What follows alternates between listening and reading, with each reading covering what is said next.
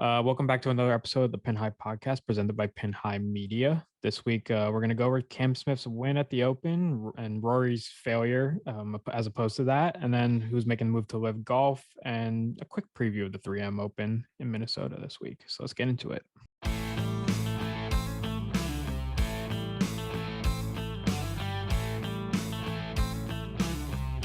This is Jordan Spieth here, and this is the Pin High Podcast.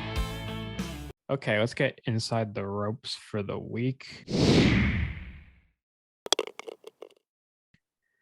The Open, Cam Smith, champion golfer of the year. How are we feeling about that? Not too happy. I told you and Pat, but I spent the entire day at work, couldn't watch until start at 9 o'clock at night. I was so excited, huge Rory fan. So excited. I'm like, this is it. This is the day. Coronation, the crowning. And for the first 9 holes, I was feeling pretty good. He's like, all right, he hasn't made a mistake yet. And turns out he wouldn't make a mistake the entire 18 holes of golf. He just wouldn't do anything the entire 18 holes of golf. Yeah, so he hit every green in regulation and he 2-putted on every hole. If you said that before the round started, I would have been like, okay, pretty good round from Rory. Like, I wouldn't be sure that I was just the 18 greens out of that, like, oh, he's gonna win by 5. Like, there's no chance he's gonna lose. But the greens at St. Andrews are so big that, like, yes, it's easier to hit the greens, but you may not be in position. And it's kind of where Rory found himself in all day. I saw a stat on Twitter saying, like, the likelihood that he would 2-putt on every green, just based on like proximity, was 1.5%. And he 2-putted on every green. So he wasn't even close to the hole out of the day. And it's just, how it went. He wasn't like really, it wasn't even like he was really that far away either. He just wasn't, like, Cam was just closer and was just making putts. And Rory was just a little bit further away. And like, he was hitting good putts and had good speed, just couldn't get anything to fall. It's just wild to think that everybody there, 150th Open, St. Andrews, is probably rooting against Cam Smith, and he still got it done. And Cam Smith, like, it looked like a 2-horse race kind of going into Sunday. Victor Hovland, Rory McIlroy were like a couple strokes ahead of the rest of the pack, and Cam Smith made a charge. I mean, when you shoot a 264s at an Open championship, 30 on the back, you're probably gonna win. 30 on the back, the last 9 holes of a major championship. That's insane. I mean, Cam Smith got hot earlier in the week. The putter gets hot with Cam Smith. Obviously, he's probably the best putter on tour right now. I would agree. Like, it just there's so much confidence in his putting stroke. It feels like he's going to make every single putt. I likened him to, I think a while ago, I likened him to, like, kind of like a Jordan Spieth light. Like, maybe not as good like an overall player, but just like when he's on and putter's on, like, you don't think he's going to miss at all. Like, just every 10 flurry, you think he's going to put in the bottom of the cup, and that's exactly what happened. And it's just like, how did Cam Smith make this big jump from the last couple years to what he's been the last 6 months or so? It's his approach game. He's gotten so much better at hitting his irons and his ball striking. He's always been a good putter. When you kind of add that all together, Cam Smith could be one of the best players on tour. Now, there is some instances where he's his own worst enemy in a way. I mean, round 3 is definitely, oh my gosh, definitely got away from him a little bit there. I forget which hole it was on, but I think it was 13 sitting in a bunker. Like, he's trying to hit a baseball swing as he's standing in the bunker, and he's going for the green. Yeah, like it didn't make any sense. Like it's one thing if it's the final hole or one of the final holes and you have to make something happen, you have to like go for it. Like that's one thing, and he's aggressive. But on a Saturday, like that's not that. Doing that is not going to win you the championship, but it could absolutely have lost him the championship. Yeah, and we've seen it before. I mean, like Augusta earlier this year, like going for a tucked pin, and hitting it in the water. It's just like he plays like that all the time. And like I tweeted it out, like that aggressiveness could win him some tournaments, some pretty big tournaments, but also lose him some big tournaments. But he's like it's wild. Like stuff like that happens, and then he just like he just puts it out of his head. Like, and then the next hole is a new hole, which he does that better than a lot of other players. I think, you know, Cam Smith's only fault is like his off the tee game, but at a course like St. Andrews that's burnout the way it is, you don't really need to hit driver on a lot of holes. You could No, just kind of keep it in the fairway and roll it 310 yards just with like an iron. So it did fit in the Cam Smith's game. I wish I saw it a little bit earlier in the week, thinking like, oh wow, that would fit Cam Smith's game, because it really does. I think and it's Pat all kind of about saw it a little bit, but I it's totally all didn't see it. it's all about, like you said, it's all about just keeping the ball off the tee, out of the trouble spots, which is basically the bunkers, just keeping away from the Yeah. bunkers, and just feel and touch around the greens, which is the definition of Cam Smith's game, is especially around the greens. And I picked him in the pool we're in, but I came in third out of three guys who had picked Cam Smith, which was so unfortunate. But yeah, it was the perfect setup for him, and it was firm. I think if it was wet, it would not have been ideal for him, just because he wouldn't have been able to roll the ball as far. He would have to rely more on his irons, and he wouldn't be able to use like that shot on 17. He wouldn't have been able to putt that on Right. 17. And even putting that now, That was like crazy. That was going ridiculous. back to that, like, yes, he got it on the green. He got it to a point where he can make a putt to make par. But like looking back at him, like, wow, he really did decide to putt this. Like just looking at like where he's standing below the bunker, below the green, and he putted it. And of course he made the next putt, which is like, I think the only, like, that was literally the only play he had though. I think if he tries to chip that, he brings the road, he brings the bunker into play. I think the absolute best he gets is 15 feet away, and he got to 10, 15 feet on the putt, and much safer. And like the way he was putting, you knew he was going to make the putt. yeah, I mean, whatever. Rory just couldn't get anything to drop, where No. Cam Smith was dropping everything in left and right, all over the place. It's just like two completely opposite rounds of golf, and Cam Smith came out on top. It's we've seen this so many times from Rory before, where it's in like round one or round two where he plays so great, and then kind of just has not, it wasn't even like a bad round really. It was just so incredibly boring, and just had nothing going for him. I think on 3 he missed a short birdie putt.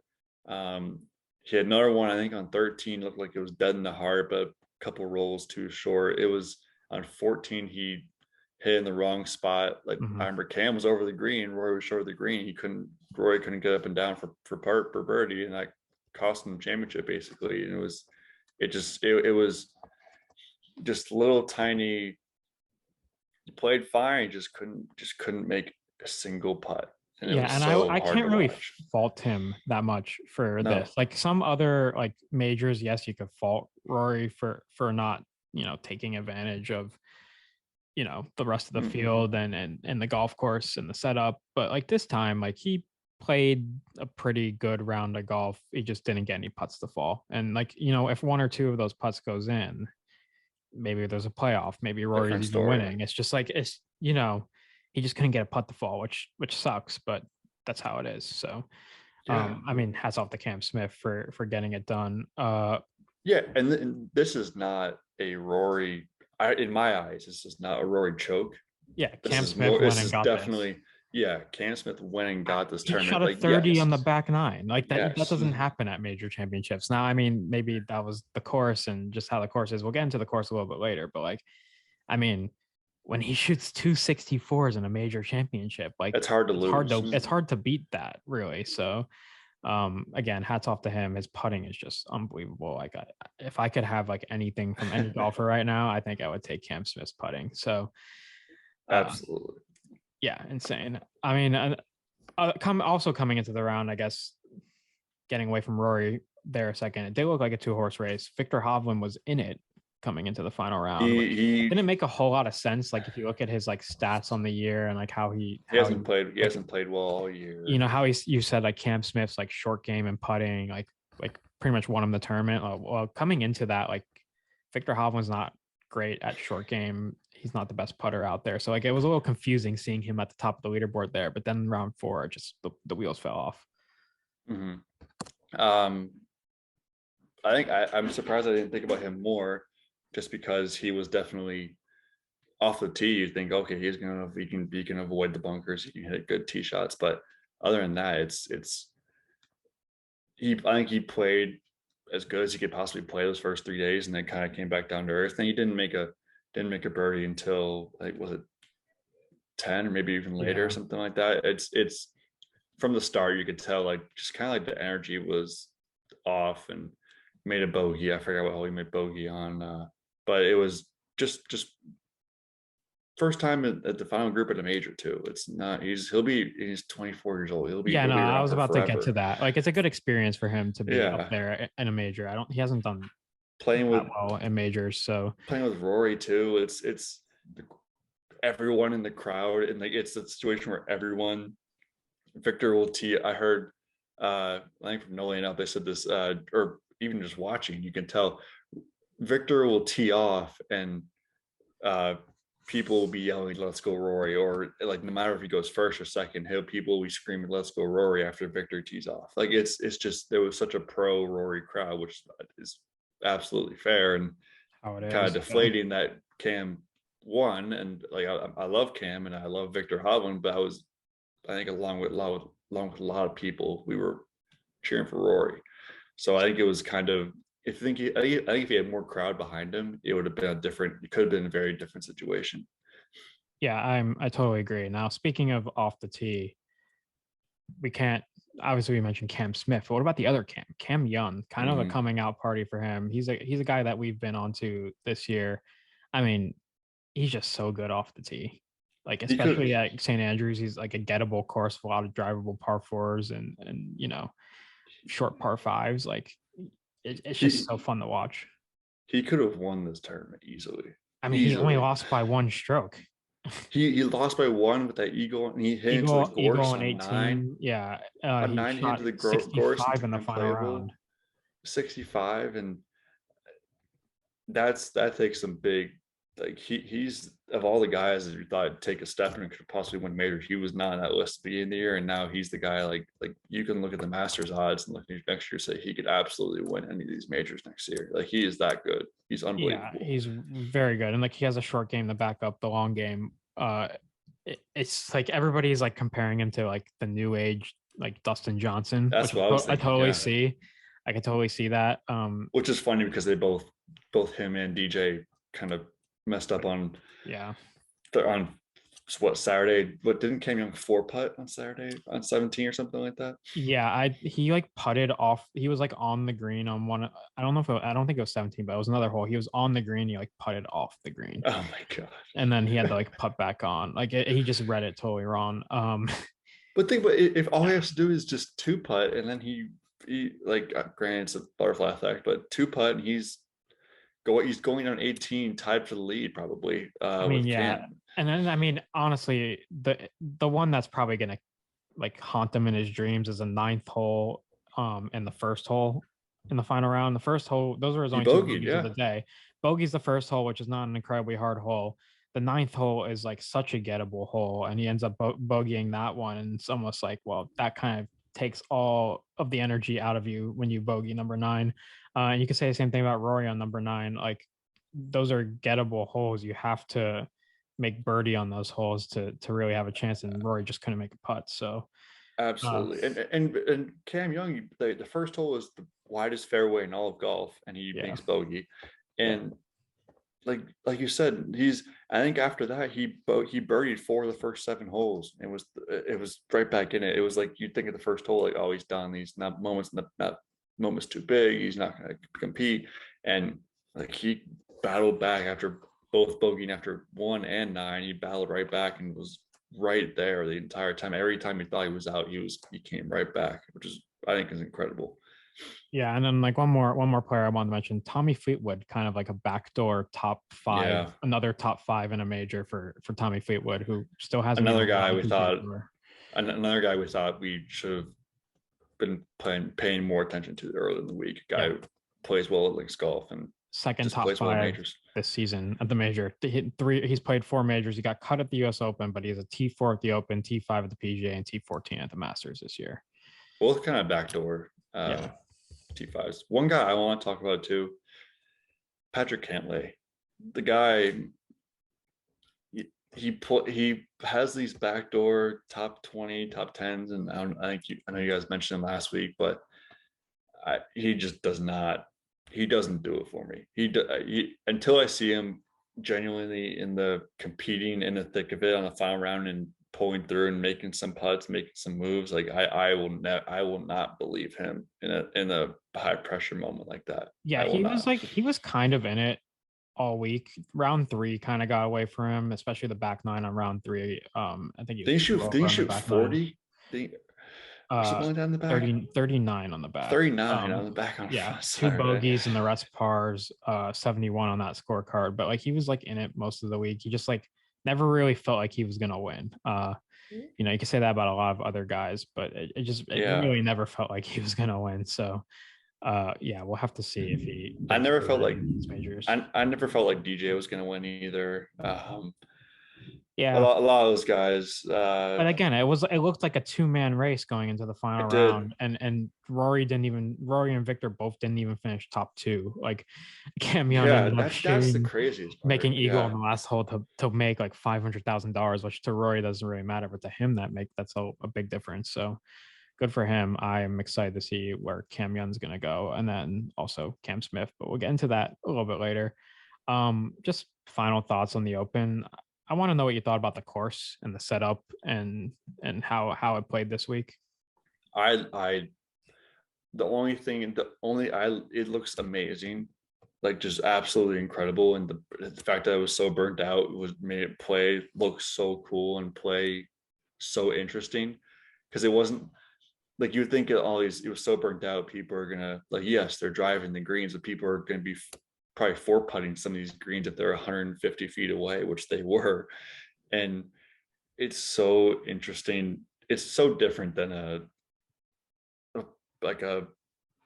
burnt out or a very soft birdie fest that you might see this week at the 3M Open. Like it's so completely different, and it's so much more interesting. Yeah, it is a pretty compelling 20 under final score. Like, I will say definitely. that like you get 20 unders that are just like pitch and putt like contests, really, and this is not that. You still have to position yourself off the tee. I would have liked there to be a little more weather this week. That's the perfect conditions. The only time the weather was like a little bit tough was like those afternoon tee times on and the Thursday. Wind was switching. Mm-hmm. Yeah, where the wind was just like all over the place. But like other than that, like the weather was perfect this week for around the Golf of St. Andrews, and that's why you saw such low scores. But I do like the idea of it being burnout. I mean, the only thing is like number 18 felt like a par 3 this week. They were like a lot of people were getting on the green. There was a lot of other drivable holes, and that's just how St. Andrews is. It's one of the oldest golf courses in the world, and like the game has kind of passed it by a little bit in terms of like yardages and stuff, but it's still plenty long enough to host a major, and it's still plenty long, and it truly depends on the wind. I heard a quote in the practice rounds earlier this week, like people were driving 10 in the tournament Thursday, Friday, Saturday, Sunday. In the practice rounds, Tiger's hitting driver 6-iron to the green. Like that just shows how. Like, and imagine if we got that, like one wind going one way on Thursday, one wind going another way on Friday or Saturday, Sunday. Like the switches, like out of 1 year, we'll get an Old Course Open where we have the wind switches and it's blowing 15, 20 miles per hour, and it'll be so awesome. You're gonna have to go out and get it on the front 9 and the back 9 at the road hole. I can't imagine how hard the road hole will be into the wind.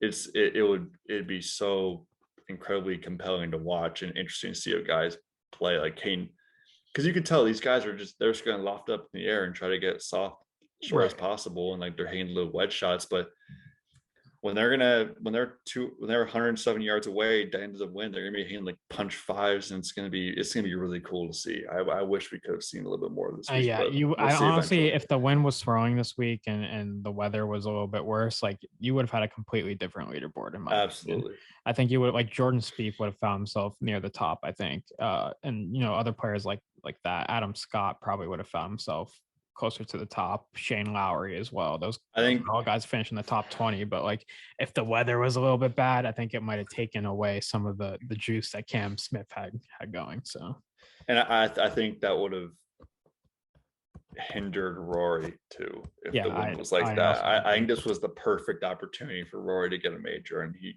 didn't, and it sucks, but this was the opportunity. I really think this was the best opportunity he's going to have. Like he'll be competitive again. Like he was fantastic this year in majors, all top tens, few top fives. He was, and he like probably the best player in the world probably this whole year, but besides Scotty, obviously. But he'll be back. But this was one of those golden opportunities for him, and he let it slip away. It was a golden opportunity. I mean, one thing about Rory, like I guess the last thing I'll say is like this is a different Rory than we've seen the last absolutely couple of years. I mean, last year he did have a T7 in the U.S. Open, but it was different. I mean, he did backdoor in the Masters a little bit, finishing second, but like T5 at the U.S. Open, an 8th place finish at the PGA. Like this is a different Rory. I think it's a good time to be a Rory fan. I think he might get himself out of this major rut pretty soon. And I was gonna say, Pat put the yellow towel in the car on at the PGA Championship. Maybe I was gonna say if he won, the yellow meant for the yellow for the Open, right? But I next year, I mean, I think he'll be the favorite at the Masters next year, obviously, and it'll be I very well will be picking him to win the Masters probably. So early odds in the Masters. Rory, Scotty Scheffler, and John Rahm all tied for favorite at 11-1. Cam Smith 12-1. Just floating that out there. John Rahm, I don't get why John Rahm is that. It's up there with Cam. Because Augusta fits his game pretty well. John Rahm, it does. It does, but it's like he hasn't played well. Like he fell off a not like a huge cliff, but he fell off a lot compared to this, even since the U.S. Open last year. I think he's starting to find it a little bit again, but we'll see. We'll see what happens with Rahm. He had a bad first round, but other than that, like he played okay. He played pretty steady this week.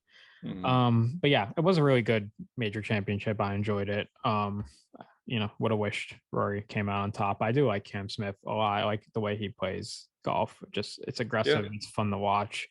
But there is some news this week on LIV Golf, and it does involve our Open champion golfer of the year. And he might be taking his talents elsewhere. He might be going to LIV Golf. I mean, it's been rumored. Looks like an Australian team is looking to come in. Cam Smith, Mark Leishman, Adam Scott, which would be a pretty electric team, in my opinion. But they might be going to LIV Golf, which we'll have to see what happens. I mean, maybe an Open championship win changes it for Cam Smith, but would be tough for the PGA Tour if the Open champion just happens to go to LIV Golf right after he wins his first major. I think, the press conference, he's deflecting, but saying my agent handles all that kind of stuff. Like he's not giving a strong stance, which in the past we've heard of. Even if you do give a strong stance, like you're not to be trusted, basically, unless you're one of the Rorys and Justin Thomases of the world. But I think it's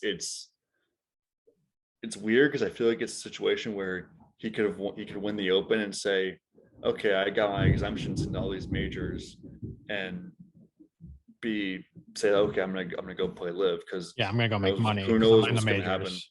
I think we can talk about it more next week, but we can, like, who knows what's gonna happen more with the World Golf Ranking stuff and the major stuff. He's exempt. He'll be exempt for 5 years at least, until he's 60, till the British Open. But also, I can see him saying he wins this tournament, he has a major, he has the players this year, like he's having a fantastic year. I could see him saying, you know what, I see these guys like Tiger and Rory and guys that I'm still competing against on this trophy, and Jordan Spieth and Morikawa and all the old guys, and the Arnold Palmers and Jack Nicklaus and say, like, maybe I do want to compete against these guys and win these trophies. And maybe this does mean a lot more now that I have one in my belt, and say, like, now I'm hungry for more. Now I want to win more. I want to play against the best. It's people of clearly people are changing their stances Right. very quickly at the drop of a hat. So it's could go the other way. It could absolutely go the way. We don't know. We still don't know for 100% for sure, but it sounds like it's leaning toward LIV. But it's just yeah. I mean, what's a little odd to me, I think he should play out this year, even if he does plan on going to LIV at some point, because he's second in the FedEx Cup standings. Like, that's $15 million right there if you win that. And the President's Cup season, you're right.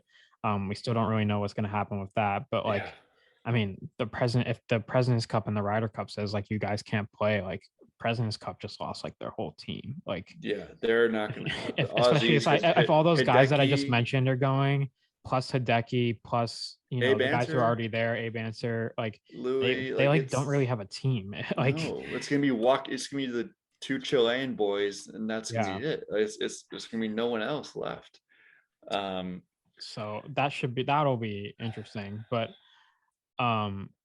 we'll get into it. We'll get into it a little bit more next week. I mean, Henrik Stenson, like, he just lost the Ryder Cup captaincy pretty much. I think that's such a, like, don't you want to like wait another year or two and then do it after the Ryder Cup, after you've done all that? Like, you just like Sergio says that he doesn't want to play in he wants to withdraw his membership from the DP World Tour, which would exclude him from Ryder Cup captaincy, even though he's already gone to LIV Golf. But like, he said he's not feeling the love, like, so he's not going to be a Ryder Cup captain either. Like, excuse my language, but no shit, you're not feeling the love. You're just like, you're talking all this trash to the PGA Tour, and you're ditching them, and you're like, now you're complaining that you can't play Euro Tour events. Well, no, I wonder why, because like, you're just abandoning them, and it's really turned me sour on Sergio very much. And Henrik's a different case. I think it's also kind of a dick move to just not wait another few months, and then after the or however many a year and a few months after the Ryder Cup, I guess, get your money now. I guess I'm not fully against LIV Golf. Like, I've seen some of the comments on some of our posts saying that we're like so biased toward the PGA Tour. I just want all the best players in the world to be playing in one place, like, it makes, as a golf fan, it makes it kind of tough to watch when you have like, it is the strength of field is half LIV Golf, like, has the good players, and half PGA Tour has some of the good players. Like, I like to see all the best players in the world playing in the same place. That's what makes majors so interesting. That's what makes something like the Players so interesting. It's just like these next couple months for golf fans is going to be a tough ride, because you don't know who's going to LIV, you don't know who's going to the PGA Tour. At some point, there's gonna have to be a breaking point where like either they merge together or everybody goes LIV, everybody goes PGA Tour. Like, it can't be split like this. And going off of that, you talk about the fields and just watching as a golf fan. It's, even if there wasn't any LIV right now, and we're going into the back half of the PGA Tour season, no one watches the 3M Open. No one watches the Rocket Mortgage Classic, and now even more guys are going to LIV, so even less good guys are playing in these tournaments. It's making even less people are going to watch these tournaments, and there's less people. Like, Bryson's not going to be playing the Rocket Mortgage, which I knew he did the past few years. It just turns it dilutes the game of golf. It makes it so hard for the fans to be fans and enjoy watching. Besides, like, it really only comes down to the majors, and that's really it for a lot of casual fans, and then that's really it for a lot of like us right now too. Once you get really past bad. Major season, like, I feel there's a tail. Like, the FedEx Cup playoffs is not really all that interesting. I will say not. That it's the PGA Tour needs to figure out what to do there. Care about it. I almost might rather watch some of these LIV events than the PGA Tour events at the moment. The LIV is like compelling to me. There's something going on there. It's compelling, doing well, but like, I just can't put my hand on it, really.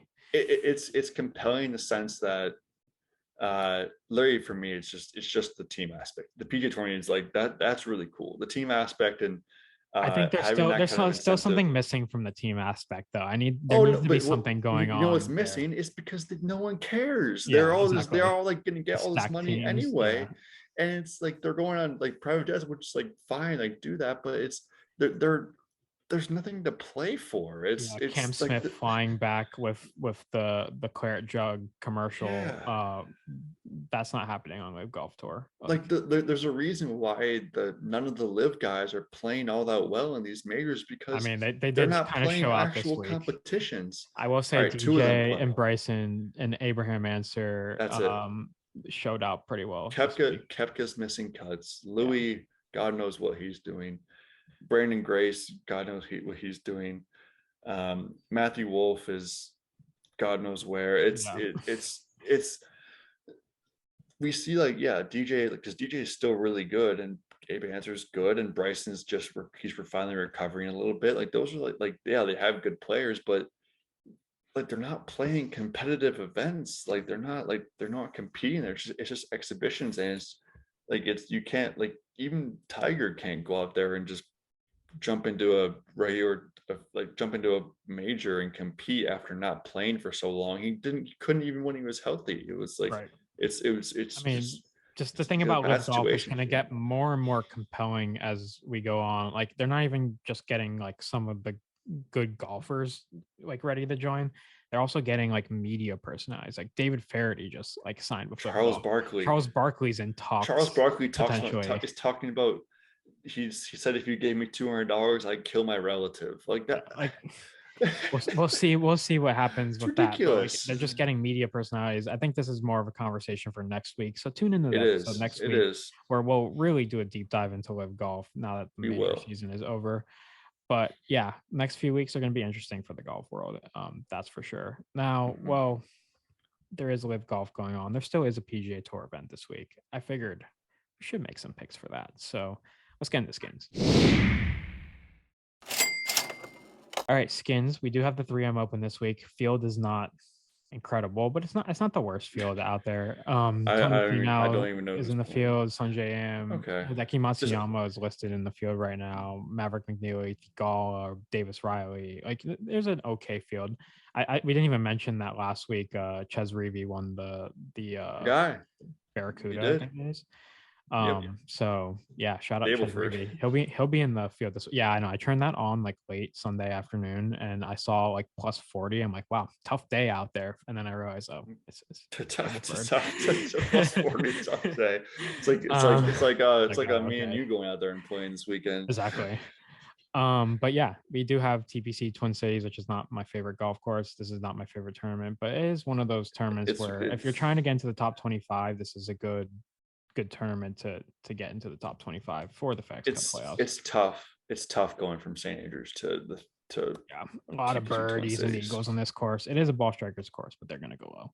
So I figured, I mean, previous winners, they played 3 times: Cam Champ, Michael Thompson, and Matthew Wolf. I figured we'd each put in a winner this week. I'll go first.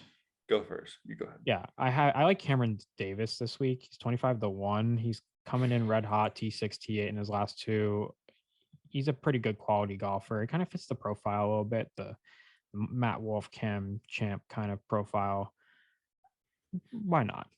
Cam, another Cam winning a tournament 2 weeks in a row. Another Aussie, Cam Davis, 25-1. I'll go with. I want to go with Sahith Theegala. He's played great this weekend too. I like Joyce. Actually, he was like the last player in the field too. Yeah, that's really cool. Really cool stuff. I'll go with Matthew Smith. That's my guy. Media day, SEC Media Day down here in Atlanta.